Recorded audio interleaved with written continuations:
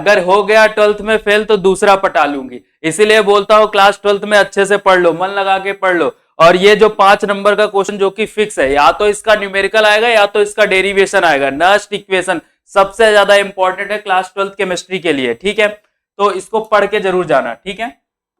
चलो अब बात करते हैं बेटा नस्ट इक्वेशन होता क्या है। उससे पहले एक चीज बताओ, अगर मैं आपको दो बैटरी दे दूं, एक बैटरी पुरानी है और एक बैटरी नई है, और मैं अगर पूछूं दोनों का वोल्टेज सेम होगा क्या, तो आप बोलोगे सर नहीं, दोनों का वोल्टेज सेम नहीं हो सकता। क्यों? क्योंकि मैंने आपको पिछली क्लास में बताया था कि जो सेल का जो पोटेंशियल होता है वो कंसंट्रेशन पे डिपेंड करता है। आई मेरी बात समझ में? तो जो नया वाला सेल होगा उसमें रिएक्टेंट ज्यादा होगा, है ना, एंड जो पुराना वाला सेल होगा उसमें रिएक्टेंट ज्यादातर प्रोडक्ट में कन्वर्ट हो गया होगा।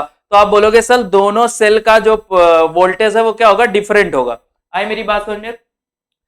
देखो जैसे मान लो फॉर एग्जांपल मैं उस बैटरी की बात कर रहा था, तो वो बैटरी कौन सी बैटरी होती है, उसके अंदर डेनियल सेल होता है, ठीक है। डेनियल सेल में एक तरफ जिंक की रॉड होती है, दूसरी तरफ कॉपर की रॉड होती है। जिंक की रॉड में बेटा ऑक्सीडेशन होता है, ऑक्सीडेशन मतलब ये इलेक्ट्रॉन निकालता है, एंड वही इलेक्ट्रॉन कौन लेता है, कॉपर लेता है। तो इलेक्ट्रॉन यहां से यहां ऐसे मूवमेंट करता है, और जब इलेक्ट्रॉन का मूवमेंट होता है तो करंट, इलेक्ट्रॉन इस डायरेक्शन में जाती है, करंट इस डायरेक्शन में जाती है। आई मेरी बात समझ में?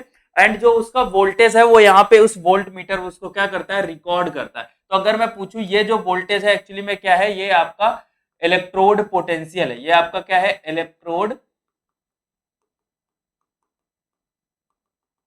पोटेंशियल है बेटा, ठीक है।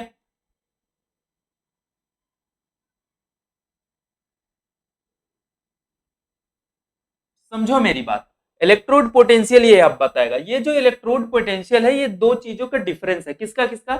एक बेटा ये इधर साइड में होता है ऑक्सीडेशन, ठीक है, एंड जिंक तरफ ऑक्सीडेशन होगा, इस तरफ रिडक्शन होगा। हालांकि हम ये सारी चीज डेनियल सेल में डिस्कस कर चुके हैं। तो जहां पे ऑक्सीडेशन होगा, एक चीज आप याद रखना, रेड कैट याद रखो। क्या याद रखो? रेड कैट, यानी R for reduction, C for cathode. जिधर रिडक्शन होगा उसको हम लोग क्या बोलेंगे बेटा, कैथोड बोलेंगे, और जिधर ऑक्सीडेशन होगा उसको हम लोग क्या बोलेंगे बेटा, एनोड बोलेंगे। जिधर रिडक्शन होगा उसको कैथोड, जिधर ऑक्सीडेशन बोलेंगे उसको क्या बोलेंगे, एनोड बोलेंगे, ठीक है। अब देखो मेरी बात समझो, अगर यहाँ पे एक चीज ध्यान देने की बात है, क्या ध्यान देने की बात है सर? यहाँ पे एक चीज ध्यान देने की बात है कि यहाँ पे ये जो कंसंट्रेशन लिखी हुई कितनी लिखी हुई बेटा, 1 मोलर लिखी हुई है, कंसंट्रेशन 1 मोलर। तो जब भी कंसंट्रेशन 1 मोलर हो यानी यूनिट हो, तो जो आपका इलेक्ट्रोड पोटेंशियल आएगा वो कौन सा इलेक्ट्रोड पोटेंशियल होगा, स्टैंडर्ड इलेक्ट्रोड पोटेंशियल होगा। मैंने आपको बताया कि जो इलेक्ट्रोड पोटेंशियल है वो सेल की कंसेंट्रेशन पे डिपेंड करेगा, यानी रिएक्टेंट एंड प्रोडक्ट पे डिपेंडेंट होगा। आई मेरी बात समझ में? तो जो इलेक्ट्रोड पोटेंशियल अगर 1 मोलर में हम बात करें यूनिट में, तो हम उसको क्या बोलेंगे, स्टैंडर्ड इलेक्ट्रोड पोटेंशियल। जैसे फॉर एग्जांपल मैं आपसे बोल दूं कि 5 पेन का जो प्राइस है ना, 5 पेन एक साथ आती है तो उसका प्राइस जो है वो 10 रुपए है। तो एक पेन का प्राइस क्या होगा, 2 रुपए होगा। तो जो 2 रुपए, एक पेन का जो प्राइस है 2 रुपए, वो आपकी स्टैंडर्ड वैल्यू है। आई मेरी बात समझ में? फिर आप कितने का भी निकाल सकते हो। जैसे फॉर एग्जांपल यहाँ पे 4 मोलर हो, तो फिर 4 मोलर के लिए हमको दूसरा फॉर्मूला बनाना पड़ेगा, एंड वही फॉर्मूला में क्या है, उसी फॉर्मूले को हम लोग क्या बोलते हैं बेटा, नस्ट इक्वेशन बोलते हैं।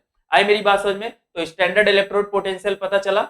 स्टैंडर्ड इलेक्ट्रोड पोटेंशियल निकाला कैसे जाता है, पहले वो मेरी बात समझ लो। स्टैंडर्ड इलेक्ट्रोड पोटेंशियल का फॉर्मूला होता है E not cell equal to E cathode, यानी ई रिडक्शन वाला, and E minus E anode. आई मेरी बात समझ में? ई नॉट सेल कैसे निकालोगे, यहाँ पे मैंने लिखा भी है, E not cell equal to E reduction minus E oxidation, या फिर E cathode minus E anode. जहां पे अभी मैंने बोला रेड कैट, जहां पे रेड दिख जाए तो यानी वो क्या है बेटा, कैथोड है। यहां तक मेरी बात समझ में आई? चलो एक बार इसको रीड कर लेते हैं।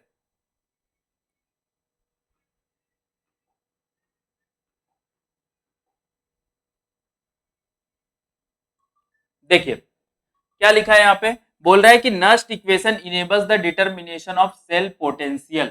नस्ट इक्वेशन क्या करता है, सेल पोटेंशियल को डिटरमाइन करने में यूज करता है, ठीक है। कब? अगर मान लो फॉर एग्जांपल 1 मोलर है, आपने वो कंसंट्रेशन 1 मोलर ली है, तो आप क्या करोगे, डायरेक्ट ई ऑक्सीडेशन आप क्या करोगे, जो ई सेल होगा, अगर आपका 1 मोलर है तो जो आपका ई सेल होगा वो किसके बराबर होगा, ई नॉट सेल के बराबर होगा।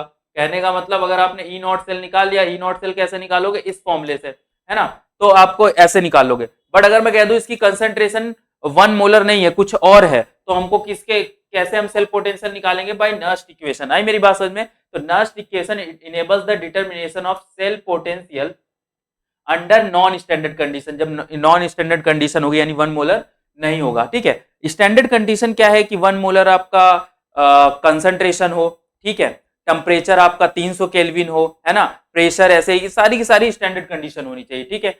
It relates the measure of cell potential to the reaction quotient. Reaction quotient का मतलब क्या होता है बेटा? रिएक्शन कॉन्टिएंट का मतलब होता है प्रोडक्ट बटे रिएक्टेंट,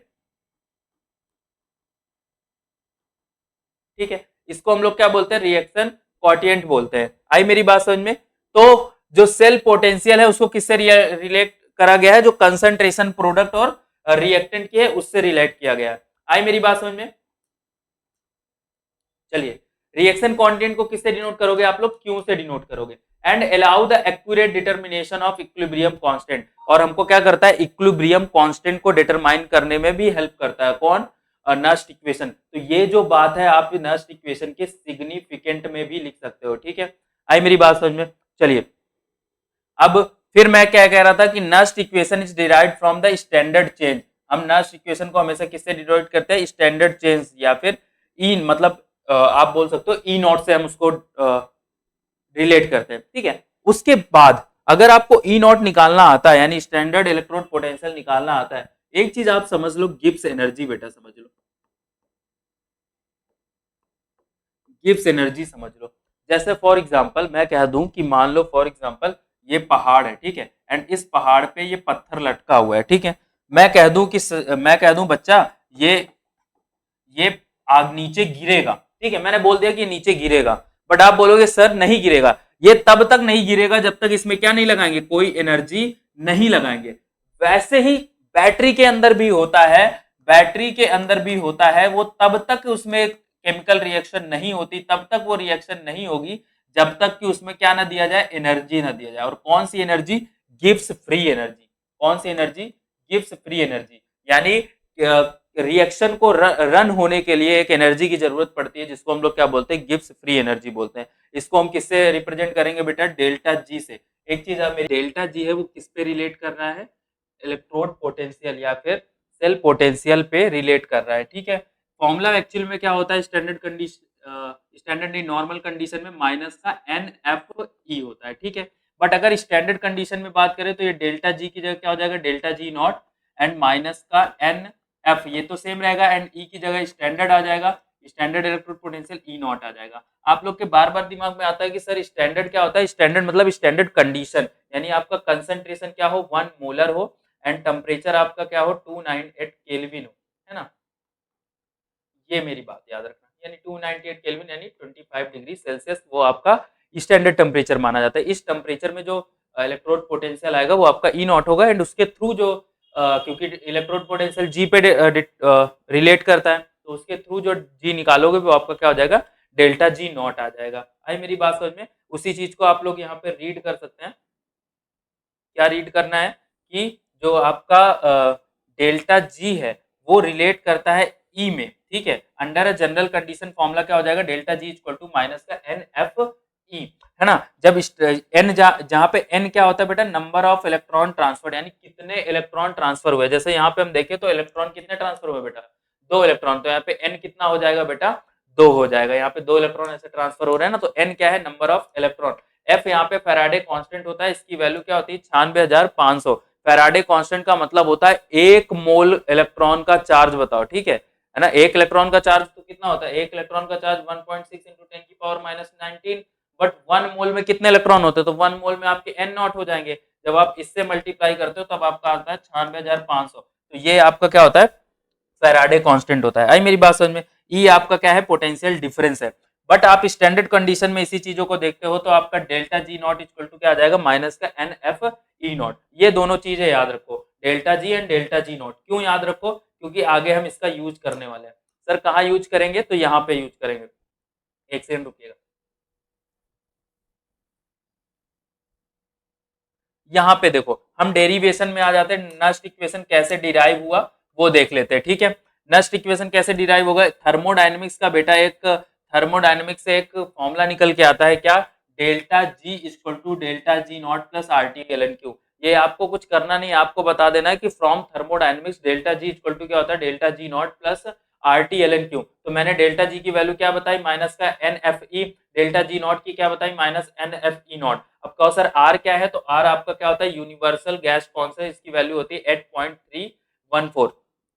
टी क्या है, टी आपका टेम्परेचर है, यू नो दैट 298 केल्विन। आई मेरी बात समझ में, ये इक्वेशन आपके बन के आ गई। आप क्या करो, दोनों तरफ एनएफ से डिवाइड कर दो, एनएफ से आप डिवाइड करोगे तो ये देखो एनएफ कट गया, ये एनएफ कट गया, ठीक है, इधर कटेगा नहीं। तो हम क्या करें, अब माइनस से ये आपकी वैल्यू आ जाएगी, तो आप क्या करो, दोनों तरफ माइनस का मल्टीप्लाई करा दो। माइनस की जैसे ही मल्टीप्लाई कराओगे तो ये minus minus plus, minus minus plus, and ये हो जाएगा माइनस। तो ये आपका इक्वेशन आ गया, इसी को क्या बोलते हैं, नस्ट इक्वेशन बोलते हैं। बट प्रॉब्लम यहाँ पे ये है बेटा कि यहाँ पे क्या लिखा है, एल एन क्यू लिखा है, बट यू डोंट नो कि एल एन क्यू क्या होता है, ठीक है। देखो एल एन क्यू, जब आपका एल एन एक्स दिया होता है, ठीक है, एल एन एक्स दिया होता है और उसको लॉग, लॉग तो जानते हो ना, एल एन एक्स को अगर मुझे लॉग 10 एक्स में बदलना है तो मुझे किससे मल्टीप्लाई करना पड़ेगा, 2.303 को, यानी हम एल एन को लॉग में बदल सकते हैं, ठीक है। तो वैसे ही हम यहाँ पे क्या करेंगे, एल एन को लॉग में बदल लेंगे। इस एल एन को लॉग में बदलने के लिए हमने किससे मल्टीप्लाई कर दिया, 2.303, बाकी सेम टू सेम लिख दिया। यही आपका बेटा क्या होता है, यही जो मेन इक्वेशन आया ये आपका नस्ट इक्वेशन है, ठीक है। बट इसको हम लोग अभी डायरेक्टली इसको न्यूमेरिकल में यूज नहीं कर सकते, कर भी सकते हैं बट हमको बार बार आर और टी और एन एफ की वैल्यू लिखनी पड़ेगी। तो हम डायरेक्ट आर और ये सारी वैल्यू हम डायरेक्ट पहले ही नोट कर लेते हैं, क्या, टी की जगह हम लोग क्या लिख देंगे, 298 केल्विन, उसका मल्टीप्लाई करा दो, आर की जगह ये वैल्यू रख दो, एफ की जगह ये वैल्यू रख दो, ठीक है। आपने जब वैल्यू रख दी आर टी, ये इस जगह पे आप जब वैल्यू रखोगे, इस जगह पे ये वैल्यू थी ना, टी की जगह आप ये रख दो, आर की जगह आप ये रख दो और एफ की जगह आप ये रख दो, तो आंसर कितना आ जाएगा, 0.0592 ये आपका आ जाएगा। यानी आपका E equal to E not minus का 0.0592 ये वोल्ट है आपका, ठीक है, अपॉन में एन, एन यानी कितने इलेक्ट्रॉन ट्रांसफर हुए हैं, लॉग 10 क्यों, ठीक है। क्यों आपका रिएक्शन कांटेंट होता है, यानी प्रोडक्ट अपॉन में रिएक्टेंट। आई मेरी बात समझ में, ये आपका बेटा नेक्स्ट इक्वेशन कंप्लीट हो गया। तो जैसे जैसे नोट्स में लिखा है वैसे वैसे आप एग्जाम में करके आओगे तो अच्छे नंबर आएंगे। आई मेरी बात समझ में, चलिए एक चीज और समझ लेते हैं कि आपका मैंने बताया था कि जो आपका नस्ट इक्वेशन होता है उससे हम लोग क्या बोलते हैं, सेल का इक्विलिब्रियम कांस्टेंट भी निकाल सकते हैं। अब कहोगे सर इक्विलिब्रियम कांस्टेंट क्या होता है, इक्विलिब्रियम कांस्टेंट बेटा वो होता है जब आपका डेल्टा जी मैंने बोला जीरो होता है, ठीक है, तो उस स्टेट को हम लोग क्या बोलते हैं, इक्विलिब्रियम बोलते हैं, ठीक है, उस स्टेट को हम लोग क्या बोलते हैं, इक्विलिब्रियम बोलते हैं। तो उसी स्टेट में उसी टाइम पे जो आपका ई नॉट सेल होता है उसी को हम लोग बोलते हैं equilibrium constant. E not cell जो होता है उसी को क्या बोलते हैं, इक्विलिब्रियम कांस्टेंट। तो यहाँ पे अगर हम बोलते हैं एट एट इक्विलिब्रियम, जो डेल्टा, पहले देखो डेल्टा जी की डेल्टा जी नॉट की वैल्यू ये होती है, बट एट इक्विलिब्रियम यहाँ पे क्या हो जाएगा, minus delta G not equal to क्या हो जाएगा, माइनस का R T L N K Q, ठीक है। अब सुनो मेरी बात, delta G not equal to ये भी होता है, delta G not equal to ये भी होता है। आई मेरी बात समझ में, तो हम क्या करेंगे, दोनों को इक्वल कर लेंगे। हमने दोनों को क्या कर लिया, इक्वल कर लिया, ठीक है।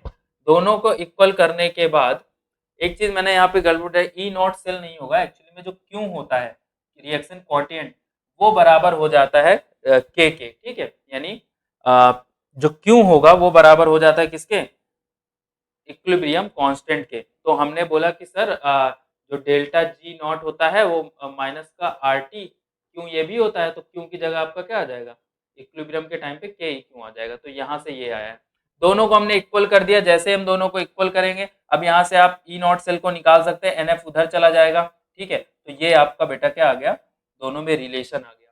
आई मेरी बात समझ में, बहुत ईजी था। चलिए एक न्यूमेरिकल कर लेते हैं बेटा।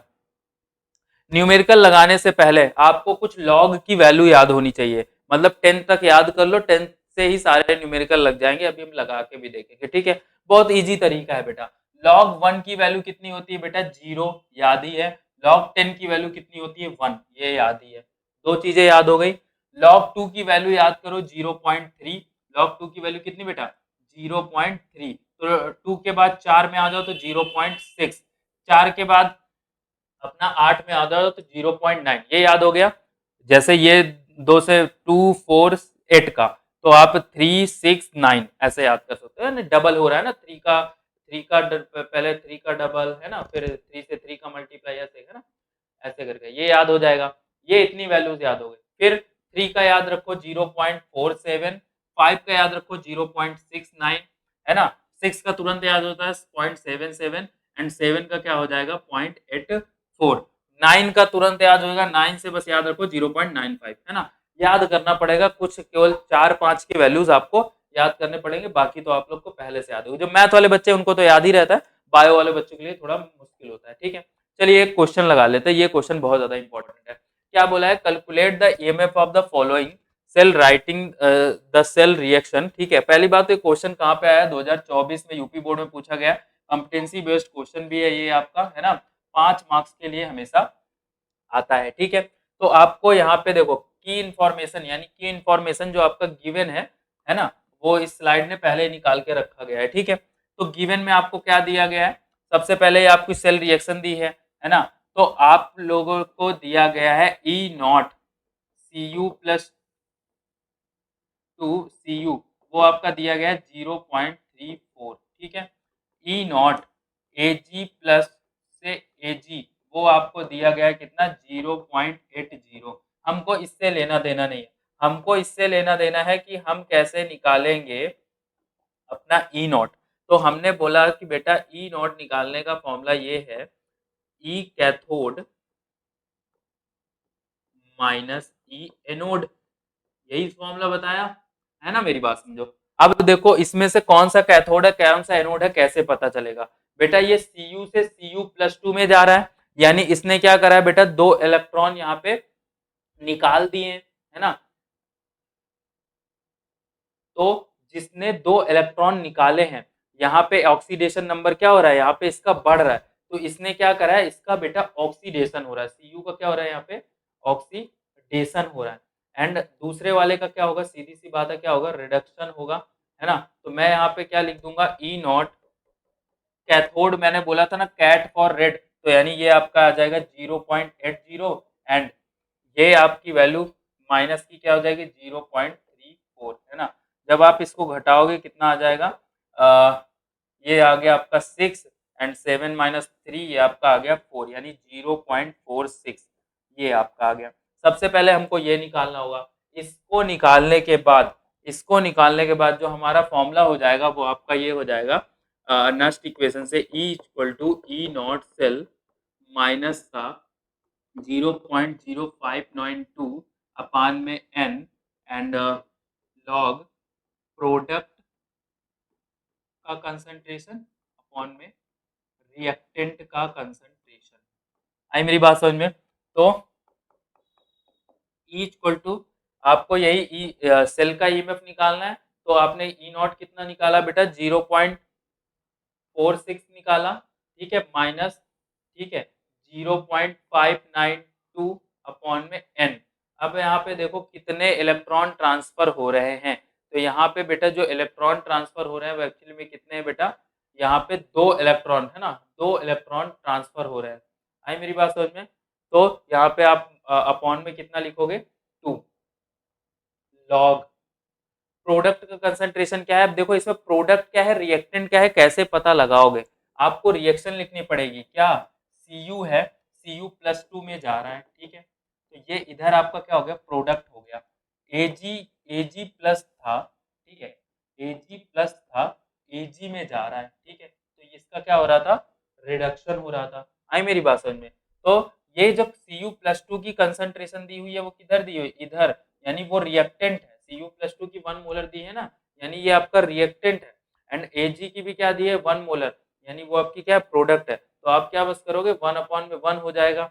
आई मेरी बात समझ में, क्वेश्चन बहुत ज्यादा इजी है, 0.46 माइनस का 0.592 अपॉन में 2 एंड ये log 1 है ना, वैल्यू क्या हो गई 0, तो आप इसको क्या करो 0 से मल्टीप्लाई कर दो, ठीक है, आपने जब 0 से इसको मल्टीप्लाई करा तो ये आपका 0.46 एंड ये पूरी की पूरी वैल्यू क्या हो गई 0, यानी E इक्वल टू 0.46 ही आ गया।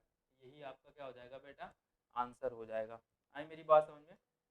एक चीज मेरी बात समझो, मैंने ये भी पहले ही बताया था इसके कंसंट्रेशन क्या कितना है, 1 मोलर है। और मैंने पहले ही आपको बता दिया था कि जो आपका कंसंट्रेशन अगर 1 मोलर होगा, है ना, हम लोगों ने पहले ही चर्चा करी थी, अगर कंसंट्रेशन आपका 1 मोलर होगा तो जो आपका ई नॉट होता है वो ई ही होता है, ठीक है। तो उसको आप याद रखिएगा, है ना, इसको लगाने की भी जरूरत नहीं, बट हमने पूरा क्वेश्चन सॉल्व करा, ठीक है। लास्ट में आप लोगों को एक छोटा सा अटेंशन आपको यहाँ पे देना चाहिए कि ज्यादा से ज्यादा क्या हो जाएगा कि कहते कहते सत्यानाश हो जाएगा। मतलब जेनजी वाले लड़के बोलते हैं ना कि चलो नहीं पढ़ते, ज्यादा से ज्यादा क्या हो जाएगा, तो अंत में सत्यानाश हो जाएगा। इसकी वजह से मैं मेरा सजेशन है कि पढ़ ले, ओके।